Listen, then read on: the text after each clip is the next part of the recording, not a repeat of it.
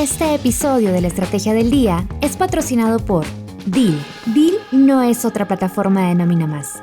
Es la herramienta que tu equipo realmente disfrutará usar. TI, recursos humanos y nómina, por fin en un solo lugar. Una solución completa diseñada para dar tranquilidad. Para mayor información visita deel.com/línea. Clic en la descripción. Muy buenos días, estrategas. Soy Francisco Aldaya, jefe del Buró de Argentina en BloombergLinea.com, y hoy les traigo una entrevista especial con el analista para Latinoamérica de The Economist Intelligence Unit, Nicolás Saldías. ¿Qué puede pasar con los aranceles de Donald Trump hoy? La votación de la Unión Europea por el acuerdo con el Mercosur, elecciones en la región este año, los principales obstáculos para que Milei se pueda beneficiar de una baja del riesgo país y mucho más. Como siempre, no se olviden de darle clic al botón para seguir a este podcast, de compartir este capítulo, de activar las notificaciones, y si les gusta lo que hacemos acá de lunes a viernes, ¿por qué no darnos un 5 estrellas en Spotify o un pulgar arriba en YouTube? Antes de arrancar con la entrevista, contarte que ayer el Banco Central compró $62 millones, mientras que los bonos hard dollar cayeron hasta 2,3% de cara al vencimiento de hoy de aproximadamente $3.700 millones. Ese monto pagadero a tenedores de globales y bonares, tanto por amortización de capital como pago de intereses. Como suele suceder en la fecha previa a los vencimientos por el corte de cupón, ayer veíamos esas caídas pronunciadas que te mencionaba, aunque también hubo mayoría de rojos en títulos soberanos en México, Brasil y Colombia. Fue otro día de calma para el dólar en la Argentina, que cerró en 1.464 en el caso del mayorista y 1.529 en el contado con liqui. En Wall Street, fuertes rebotes de hasta 6% para los bancos, aunque YPF, Vista y Pampa siguen bastante por debajo de donde comenzaron la semana. La suba de los bancos habrá estado motivada por la expectativa de cambios en encajes para mejorar la liquidez, no menor que la tasa de caución haya quedado en 21% ayer al cierre, aunque es cierto que aún con un promedio ponderado de 36% durante la rueda. Pasando a Venezuela, ayer informó Bloomberg que Chevron estaba cargando buques para salir de ese país al ritmo más rápido en meses, mientras que el gobierno que quedó a cargo de Delcy Rodríguez dijo que va a liberar, a textual, un número importante de presos políticos de la oposición. Ahora sí, vamos con la entrevista con Nicolás Saldías. Nicolás, bienvenido a la Estrategia del Día Argentina otra vez. Muchísimas gracias por tu tiempo y estar acá con la audiencia del podcast. Muchas gracias a usted y por la invitación. Quería preguntarte, en primer lugar, para quienes no te hayan leído o escuchado acá en el episodio de hace 6 meses, el 900, que te presentes, que le cuentes a la audiencia cómo es tu día a día en el The Economist Intelligence Unit y qué países cubrís. Sí, bueno, mi nombre es Aníbal Nicolás Saldías, soy analista senior de Economist Intelligence Unit y cubro Argentina, Chile y Uruguay en términos de pronósticos políticos y sociales y económicos para los tres países. Clarísimo. Bueno, en primer lugar, estamos por días bastante convulsionados. Quiero arrancar yendo desde la región, bajando después hacia Argentina. Y bueno, en este podcast saliendo en una fecha clave para lo que podría ser la caída o no de los aranceles de Trump, con la decisión de la Corte Suprema posiblemente llegando hoy. Preguntarte en primer lugar, ¿qué balance haces del impacto de esos aranceles en Latinoamérica en el último año y qué pasaría si se dieran de baja? Bueno, primero pienso que el impacto de los aranceles en la gran mayoría de los países en la región no fue tan grande, podemos decir, ¿no? La gran mayoría de los países tienen un arancel de 10%, que es el mínimo, que Estados Unidos aplica a todo el mundo como de base. Y hay muchas excepciones, además, de ese 10%. Por ejemplo, en cobre refinado de Chile, la más grande exportación del país a Estados Unidos, está con excepción. Y lo demás, rubros de cobre tiene una arancel de 50% de marginal, ¿no?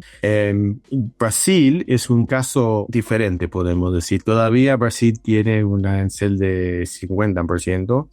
En general, pero la gran porcentaje de las exportaciones de Brasil a Estados Unidos también tiene excepción, por razones obvias, ¿no? Que Estados Unidos no produce, por ejemplo, café, entonces necesita importar eso de Brasil. Es un ejemplo. Y además de aviones, ¿no? Partes de aviones, de Embraer y todas esas cosas, el gran proveedor de aviones de Estados Unidos es Brasil. Regional Jets, ¿no? Pero además todavía hubo un impacto muy grande los aranceles americanos a la exportación brasilero. Si ves los últimos datos, en 2025 las exportaciones de Brasil a Estados Unidos bajaron casi 7%, ¿no?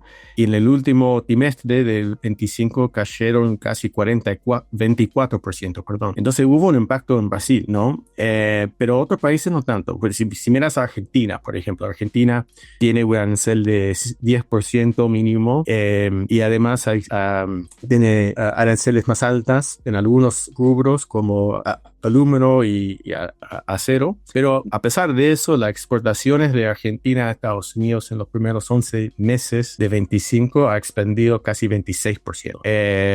Ahora es importante para tener en cuenta que estos datos de 25 son un poquito raros porque hubo mucho front-loading, no mucha exportación en anticipación de los aranceles. Entonces, vamos a ver el próximo año 26 qué va a pasar con las exportaciones de Estados Unidos cuando eso termina. Pero en general, pienso que para la mayoría de los países en América del Sur, al menos, no hubo un gran impacto, con excepción de Brasil. Trump hablaba de que los consumidores y las empresas estadounidenses no serían las que tendrían que absorber ese costo. En el caso, por ejemplo, del aluminio argentino, que Argentina era el séptimo mayor exportador de aluminio a Estados Unidos, una empresa como Aluar con mucha de su producción total yendo a Estados Unidos. ¿Quién terminó absorbiendo los costos en el caso de ese tipo de empresas? Es difícil saber, porque eso es un cálculo muy complicado para hacer.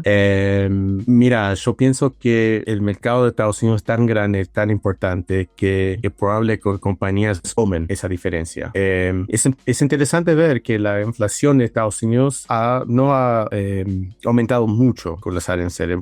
Antes, por ejemplo, cuando Trump empezó este proceso de imponer aranceles, muchas personas pensaban que, bueno, vamos a tener un gran auge de inflación, pero no pasó. Eso no decir que no hay rubros a donde ha visto un aumento de precios. Sí, hay, pero en general la inflación no aumentó como pensaban los analistas, ¿no? Eso señala que probablemente muchas compañías están absorbiendo estos costos. Entonces, en el caso de de Argentina, no puedo decir porque no tengo esos datos y depende cómo calcula eso, ¿no?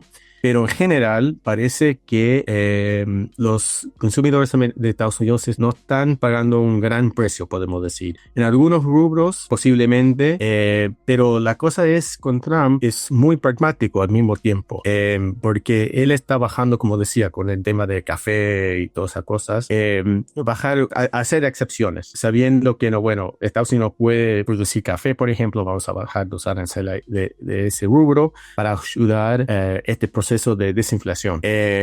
Ahora todo el mundo está mirando más al empleo de Estados Unidos, de los precios. Eso es interesante, porque pero como 8 meses atrás, todo el mundo pensaba que era un tema de precios que va a dominar el difusión económico de este momento, pero eso no está pasando. Entonces es interesante para ver por qué eso está pasando, por qué los precios no están aumentando como pensaban la gente y quién está pagando ese costo. Hay ejemplos en la gestión de Macri en Argentina de haber logrado excepciones aranceles en la primera presidencia de Trump y ahora hay un preacuerdo no solo con Argentina, pero te pregunto por la relación que tienen Milei y Trump, ¿qué tipo de expectativa tenés de la letra chica de ese acuerdo? Si pensás, por ejemplo, del aluminio, si Argentina podría tener una excepción por ese arancel del 50%. Bueno, pues sí, en el caso de Macri creo que hubo una cuota, ¿no? Que hubo una cuota donde Argentina podía exportar un monto determinado de aluminio sin arancel y después de esa cuota sí hubo arancel. Eso yo me imagino que algo de eso puede pasar también con Trump. Un arancel cero me parece unlikely, podemos decir. Pero, y además Argentina no es tan importante para el mercado de Estados Unidos en términos de abastecer su mercado de aluminio y todo eso. Entonces no va a mover la hoja tanto. Entonces un costo va a ser un costo muy bajo para Estados Unidos para dar a Argentina eso. Ahora, el preacuerdo con el Estados Unidos, pero es un preacuerdo, no es un acuerdo todavía. Vamos a ver qué dice de detalles ese acuerdo. Parece que si haces la balanza, es más favorable a Estados Unidos de Argentina. Argentina sí tiene acceso al mercado de Estados Unidos más. Pero la cosa que veo más es que, número uno, es un preacuerdo de comercio e inversión. Y pienso que la pata de inversión es más importante del comercio. Porque la cosa que veo cuando yo leo ese preacuerdo es mucho synergy, ¿no? Mucho coordinación de regulación entre los países. Y eso va a ayudar a Argentina a importar bienes de Estados Unidos, que va a bajar, en teoría al menos, los precios de esos bienes en Argentina. Y además va a bajar ese costo regulatorio de invertir en Argentina, ¿no? Para hacer ese synergy, para que los dos países tienen las mismas regulaciones en algunas cosas, va a ayudar mucho para crear un mercado más atractivo para inversores de Estados Unidos en el futuro. Ahora, los detalles son importantes todavía, no sabemos todos los detalles, pero es algo para mirar. Entonces creo que veo esto más como un tratado de inversión de comercio en el largo plazo, y eso es favorable a Argentina, obviamente. La cosa que Argentina quiere o debe estar intentando hacer es formar parte de el supply chain de Estados Unidos en la región, ¿no? Como un foco de inversión en la industria manufacturera y todo eso, para ser parte de esa cadena de producción que abastece a los Estados Unidos. Pero eso pasa con mucho tiempo. Entonces vamos a ver qué dicen los detalles. Sí, me imagino que pensás lo mismo del el anuncio, mejor dicho, que hizo OpenAI con un empresario local, Emiliano Kargeman, de una inversión en la Patagonia Argentina, aprovechando el clima frío para un data center. Miles de millones de dólares, pero falta correr mucha agua por debajo del puente para ver ese tipo de inversiones, ¿no? Sí, bueno, el tema de Argentina todavía hay todavía riesgo político en Argentina. Ahora Milei ganó con una gran ventaja la elección de medio término. Eso ayudó mucho para dar un poquito más confianza que las reformas pro mercados están democráticamente legítimos y que hay apoyo social por estas reformas. Ahora, todavía los agentes de mercado, que pienso yo, están esperando para el 27. Es una cosa todavía para ganar el elección de medio término. Es otra cosa para ganar la elección de 27. Y hay un buen recuerdo para los mercados, ¿no? Que era Macri en 2017. Macri ganó una gran elección en medio término y, bueno, perdió por mucho en 19, creo. Entonces el mercado quiere esperar, creo, para ver qué pasa ahí con Milei. La cosa favorable a Milei todavía en términos políticos es que la oposición no tiene líderes. No hay un líder, una persona que puede organizar la oposición a Milei. El peronismo, como sabes, es muy dividido y Cristina Kirchner todavía tiene un peso muy importante dentro del partido.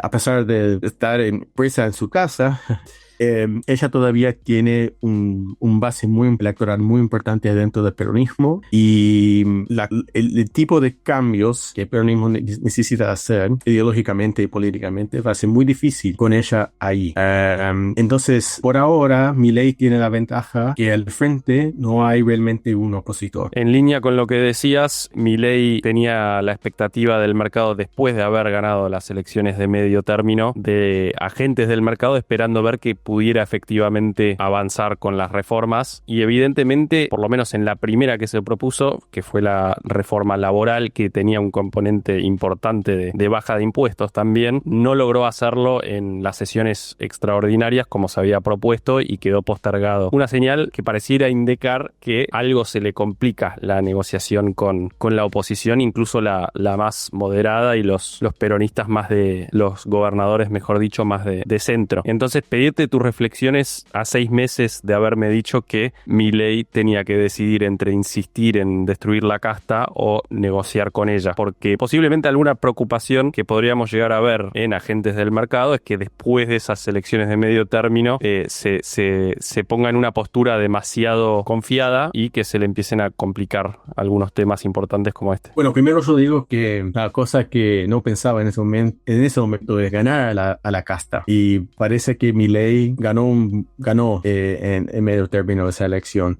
Y con esa elección podían poner un poquito a la casta, diciendo, bueno, la agenda, yo mando con la agenda, es mi agenda ahora. Y obviamente en diciembre pasó dos leyes importantes, ¿no?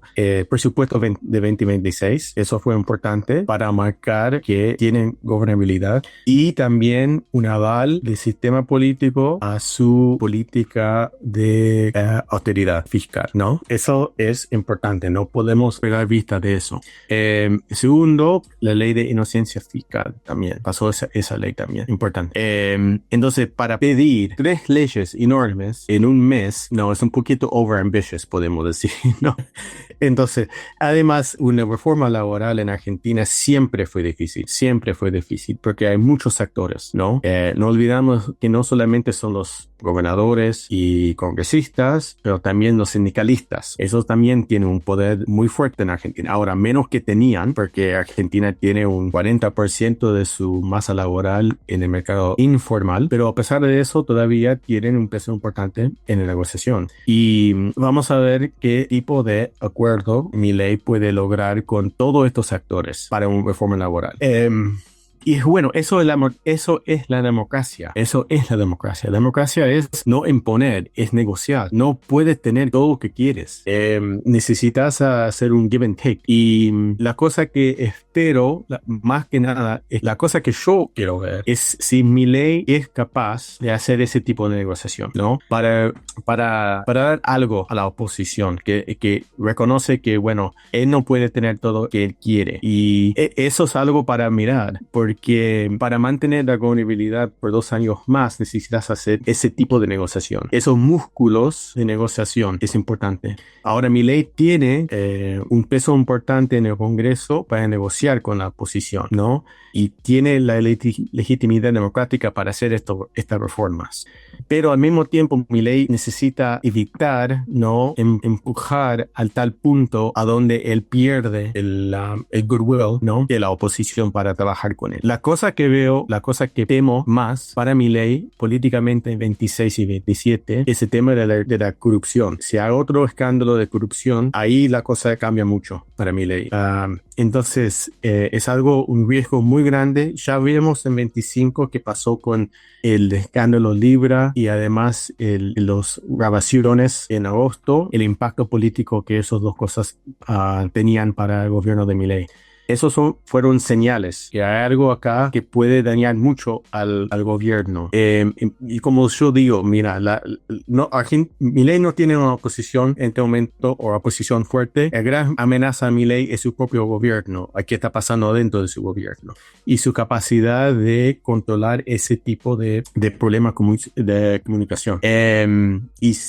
Y además, ¿qué va a pasar con la economía en 26? Otro problema para Milei. Ahora, la economía va a crecer, según nuestros pronósticos, 3,2% en 26. Es un crecimiento bueno, no podemos decir. Pero ese crecimiento va a ser basado en los sectores más competitivos de la Argentina, y esos sectores son el petróleo y gas, y minería y agricultura. Vemos hoy los últimos datos de construcción y industria que esos dos bajaron otra vez. Entonces en 26 la gente va a decir, creo, y las encuestas muestran que la gente cada vez es más preocupada por la desocupación. La gente quiere que este crecimiento se toca a ellos, ¿no? El trickle down, ¿no? ¿A dónde está el trickle down? Entonces vamos a ver si Milei logra crear esos empleos que va en 27 a ayudar mucho a su elección como presidente. Si hay un crecimiento de empleo importante con la reforma laboral, ¿no? Atrás, eso puede ayudar mucho a Milei. Entonces la reforma laboral es muy importante, y la política económica también. ¿Cómo va a solucionar este problema que los motores de la economía doméstica empiezan a moverse, porque todavía no están moviendo? Una pregunta inevitable, lógicamente, en este contexto es cómo venís procesando la situación en Venezuela y lo que pueda implicar para los países que cubrís, puntualmente para Milei en Argentina, Kast en Chile. Pero para Milei, ¿interpretás, como hacen algunos, que esto es otra señal más de un whatever it takes de Estados Unidos para Latinoamérica, y mis enemigos serán castigados y mis amigos los ayudaré en toda circunstancia? presidencia? Bueno, primero pienso que Milei ahora no está solo en la región. Tiene aliados como Kast en Chile, como Noboa en Ecuador, que también apoyan a Trump y su política agresiva en Venezuela, ¿no? Entonces Milei ahora cada vez más tiene sus aliados. Y Milei, bueno, él apoya a Trump a pesar de todo, me parece. Está muy a favor de esta política de usar la fuerza para sacar estos regímenes de izquierda autoritarias en la región. Ahora, eso puede ser un problema para Milei políticamente en ese sentido. Todo está bien si todo está bien, ¿no? Si todo va bien, podemos decir. Ahora vemos que está pasando en Venezuela. Hay una transición muy rápido que no tiene... Que sorprendió a todos. Estoy sorprendiendo a todos, ¿no? Que Estados Unidos y el gobierno de Desi Rodríguez están cooperando y hay un movimiento ahí muy importante para normalizar la cosa. Pero si algo pasa mal, ¿no? Bueno, ¿qué va a pasar en Argentina o países a donde los líderes apoyaban a Trump? Si hay guerra civil en Venezuela o si hay como un régimen que colapsa y, hay un gran problema ahí. Bueno, esto genera dos problemas. La primera es, bueno, para la oposición pueden decir, bueno, apoyaste a esto primero, ¿no? Y la segunda cosa que puede pasar es si hay un problema de un estado fallido en Venezuela, otra ola de migración, y eso posiblemente puede impactar a Milei, Kast y todos estos gobiernos en términos negativos. Entonces hay riesgos también apoyando tanto a Trump, o casi ciegamente a Trump. Pero eso no va a pasar, eso no va a cambiar con Milei. Milei es 100% detrás de Trump. La política de Trump es un tema ideológico, no político para Milei. Es una crianza. Entonces, pero hay riesgos ahí para Milei políticamente en 26 y 27 también. Y en cuanto al tema petróleo, ¿no? Que es el sector en auge en Argentina, oil and gas, ¿qué expectativa tenés de lo que pueda pasar? Obviamente estamos en una etapa muy temprana que es medio bola de cristal, ¿no? Pero hay preocupación ya de que las inversiones se puedan ralentizar un poco teniendo en cuenta alguna presión bajista de ir reincorporando esa oferta de petróleo venezolano a lo largo de los años. Bueno, la primera cosa es muy, muy temprano para pensar algo va a pasar en Venezuela. Estamos ni una semana después del derrocamiento de Maduro, entonces necesitamos tener un poquito de distancia y pensar bien qué está pasando ahí. Ahora, si todo va bien en Venezuela, si todo va bien, ¿no? Ahí sí puede ser un poquito de problema para los sectores de petróleo y gas en Argentina, porque ahí podemos imaginar que el precio del petróleo va a caer a un nivel a donde no es tan rentable para hacer las inversiones necesarias en Argentina. Eso puede pasar en Estados Unidos también, en Texas, con el Permian Basin y todo eso, ¿no? Porque tienen costos más altos. Entonces, sí es posible que eso puede pasar, pero en el corto plazo no veo eso, porque la capacidad de Venezuela de producir es muy bajo y va a permanecer bajo por mucho tiempo. No va a ser como mañana va a tener 3 millones de barriles de petróleo más en el mercado. Eso no va a pasar. Hay estimaciones que dicen que Venezuela necesita al menos 10 mil millones de dólares por año para aumentar su producción de petróleo. Y además necesitas un cambio político en Venezuela. No solamente un tema económico, es un tema político. Necesitas el apoyo de Estados Unidos. Además necesitas reformas pro mercado en Venezuela. Probablemente necesitas un cambio de la constitución de Venezuela. Claro, con la expectativa de que esas reformas y esos cambios sean duraderos. Exactamente, y necesitas, en mi opinión, una transición democrática. Necesitas un gobierno que tiene legitimidad democrática para hacer ese tipo de reformas. Entonces va a llevar mucho tiempo para ver el posible impacto de Venezuela en el mercado de petróleo. Entonces, para mí no es un factor todavía en los pronósticos sobre la Argentina o los otros países que cubro. No entra todavía en la ecuación de análisis. Lo que te quería preguntar también es, hoy estamos también saliendo con este episodio en un día que también podría ser clave con otro tema que impacta a la Argentina, que es el acuerdo Unión Europea-Mercosur, que estaría siendo votado en en Europa. Quería preguntarte cuánta atención le venís prestando, qué implica para el Mercosur y para la Argentina. Bueno, ya lleva 25 años de negociación, entonces para mí no es tan prioritario. Es importante, pero es un acuerdo, firman un acuerdo, pero todavía hay pasos para seguir todavía en Europa. Esto no es el acuerdo final, podemos decir. Hay más cosas para hacer. Entonces, la cosa buena es que al menos Europa está dispuesto para finalmente firmar esto políticamente, dando su aval. Y ahí ahora podemos empezar realmente el proceso de ratificar este acuerdo. Pero como decía, esto va a llevar muchos años para implementar. No sé si es game changer en el corto plazo. Posiblemente en el medio o largo plazo va a ayudar mucho a la región porque puede ser más atractivo para los inversionistas europeos. En términos de intercambio, sí va a ayudar, pero no creo que va a ser tan importante en términos de intercambio. Pienso, como decía, con el preacuerdo con Estados Unidos, más importante es la inversión.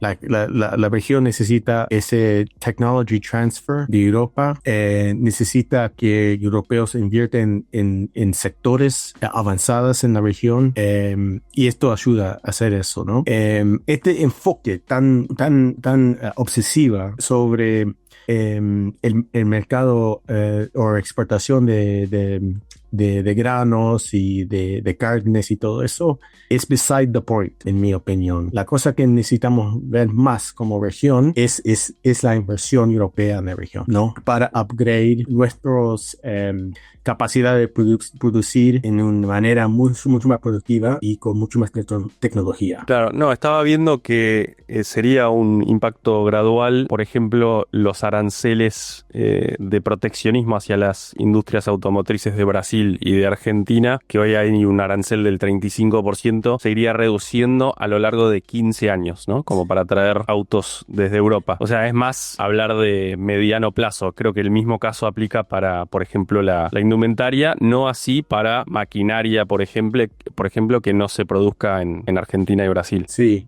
la cosa que digo sobre este acuerdo es freer trade. No es tan free trade, ¿no? Y en el largo plazo de transición y todas esas cosas, no es un acuerdo normal. Es un acuerdo con muchas etapas y muchos posibles trabas en el futuro, ¿no? Si hay un gobierno de derecha, de extrema derecha, que entra al poder, ¿qué puede pasar? Nadie sabe. Europa. Pero Europa también necesita nuestra región porque es un continente que no tiene muchos amigos ahora. Como ves, Rusia, bueno, no es confiable. Estados Unidos, menos confiable con el tiempo. Obviamente más confiable de Rusia, pero y para abastecer a Europa, bueno, es América Latina. No tenemos todo. Tenemos el gas, tenemos petróleo, tenemos litio, tenemos cobre, tenemos todo que Europa necesita. Entonces, para mí, es un no-brainer para los europeos. Me cuesta creer que llevó tanto tiempo para llegar a este momento sabiendo esto. Pero ya está. Espero que este acuerdo está firmado y las dos regiones pueden tener una nueva etapa de integración económico-político. Te hago la última pregunta, Nicolás. Dada la situación actual y cómo están las cosas y lo que sabemos hasta ahora, ¿cómo prevés que evolucione en los próximos años o por ahí este año la inversión china en la región? Por ejemplo, en un país como Perú, que entiendo que el 40% de la balanza comercial depende de China, que acaban de inaugurar en el 2024 un megapuerto para conectar a Perú con Shanghái. ¿Qué tipo de dinámica esperás ahí? Bueno, es difícil de decir. Ex ante es muy difícil de decir. Porque también alguna parte de esto depende de negociación con Estados Unidos. Y qué tipo de condiciones van a poner Estados Unidos. No, cualquier tipo de negociación de un tratado de comercio, libre comercio o inversión tiene con la región. Claro, como el caso argentino, ¿no? Que se está definiendo la letra chica, ¿qué tipo de condiciones pueden poner vis-a-vis China? Exactamente. Entonces vamos a ver, muy difícil saber de antemano qué va a pasar. O sea, mira, yo pienso que Estados Unidos entiende que China es un mercado muy importante para los países en la región, especialmente países como Chile, a donde es el más grande mercado de sus productos, ¿no? Destino de sus productos, especialmente cobre. No hay otra para estos países, es China. Entonces, no creo que el intercambio comercial entre América Latina y China va a cambiar mucho. La cosa que puede cambiar es algunos sectores que pueden ser más, como digo, controlado, ¿no? Sobre la inversión china en el futuro. Que algunos sectores va a ser como mucho más difícil para compañías chinas invertir en estos sectores, como 5G, ¿no? Algunos sectores sensitivos. Va a ser muy importante ver qué pasa con la inversión de minería, especialmente en un país como Argentina, ¿no? Que depende mucho a la inversión china en algunos sectores como el litio. Pero de antemano ahora es muy difícil. Además, yo pienso que Trump tiene 3 años más en el poder. Mucho depende en cuál es la expectativa de después de Trump, ¿no? Porque no sé si tiene mucho sentido tener un acuerdo ahora que en 3 años tenés un gobierno muy diferente y tiene diferentes condiciones o va a pedir diferentes cosas. Entonces también hay riesgo político para los países de América Latina sobre la negociación con Estados Unidos, porque ¿quién viene después de Trump, no? Y además no es lo mismo posiblemente que si es J.D. Vance o Rubio. No son los mismos, van a tener diferentes objetivos en la región. No es lo mismo si es un presidente republicano o demócrata. También vas a tener diferentes expectativas ahí. Entonces es muy difícil para tener una posición sobre eso y hay mucha incertidumbre ahora sobre qué puede pasar después de 29, creo, con Trump. ¿Te imaginas a Estados Unidos y a Trump y a Rubio, obviamente, jugando fuerte para influir en las elecciones en los grandes mercados que tenemos este año, presidenciales, Perú, Colombia, Brasil? Después de la experiencia con Lula, que no le fue del todo bien, quizá un poco más prudente en ese approach. Muy difícil saber, muy difícil saber. Mira, Trump está jugando en contra muy fuerte de Petro, obviamente. En Perú no creo que probablemente va a tener una posición fuerte porque, bueno, hay 32 candidatos en Perú o más de eso todavía, entonces nadie sabe que puede ser presidente de Perú. En Brasil va a ser complicado. Creo que esta experiencia, como señalaste, con Bolsonaro y Lula y todo eso, probablemente ha aprendido que no es una buena idea intervenir tan fuertemente o tan obviamente en la política brasileña. Entonces, pero con Trump todo puede cambiar en un minuto. Eso es el tema, que es muy volátil. Un tweet y todo cambia, como sabes. Entonces, ex ante, muy difícil saber, muy difícil saber. Nicolás, muchísimas gracias por tu tiempo y estar acá con toda la audiencia de la Estrategia del Día Argentina y Bloomberg Línea. No, gracias a vos. Esto fue un nuevo capítulo de la Estrategia del Día Argentina. Yo soy Francisco Aldaya, jefe del Buró de Argentina de Bloomberg Línea y me podés seguir en X en @franaldaya. No se olviden de darle clic al botón para seguir a este podcast y a la campanita para que se enteren al instante cada vez que sale un capítulo de lunes a viernes. Espero que tengas una gran jornada productiva. Esto fue La Estrategia del Día Argentina, escrito y narrado por Francisco Aldaya. Producido por Arturo Luna y Daniel Hernández. Que tengas un día muy productivo.